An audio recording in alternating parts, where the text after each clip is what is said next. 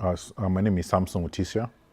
I'm the co-founder and CEO of TrackOpay. What we are pretty much developing is a new innovation in the payment space that we call the interactive smart card. And how we're going to do it is by adding a touchscreen on a normal debit card, such that you can interact with it.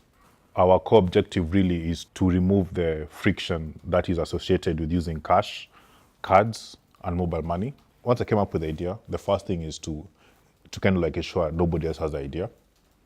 At least there's the Google patent. I think that's a really good resource. You key in the keywords. For example, I looked at offline payments, card payments, see the kind of like, I'm able to see the kind of patents in that area. And then from there, I was able to kind of like determine that there was nothing close to what you're doing. We first approached our Kenyan lawyers. Unfortunately, they never had the background. Yeah, they were patent lawyers, but they had no technical knowledge. So, so we had to kind of like basically look abroad. And one key resource that I kind of like found to be really useful was LinkedIn.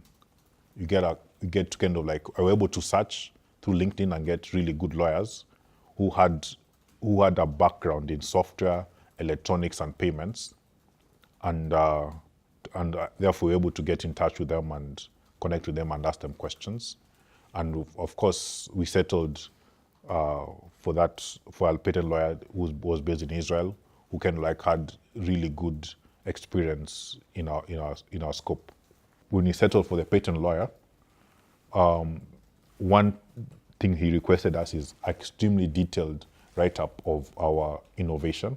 I gave him the write-up. It took him like 3 weeks to go through the whole thing and tell me these are the innovations that I feel, these are the novel aspects about innovation. And this is the maximum number of patents you can apply. This is the minimum number of patents. Then from there, he asks you, how do you want me to proceed?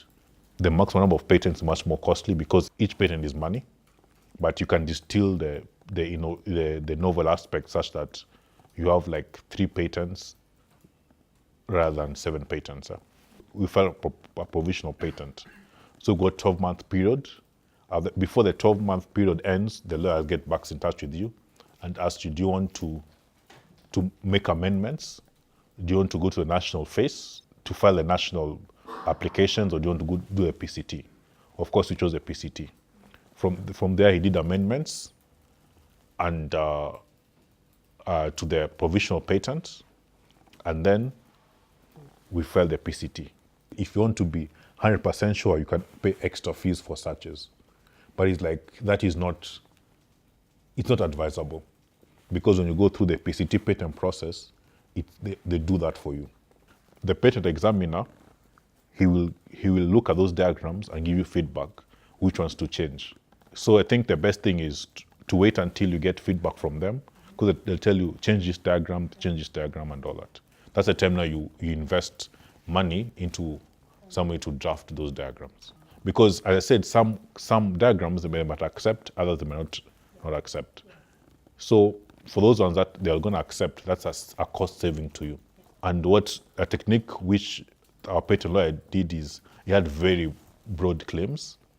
Once he got feedback from the patent examiner, then he narrowed them accordingly. But I believe once you get a good patent lawyer, he'll do those things for you and advise you accordingly.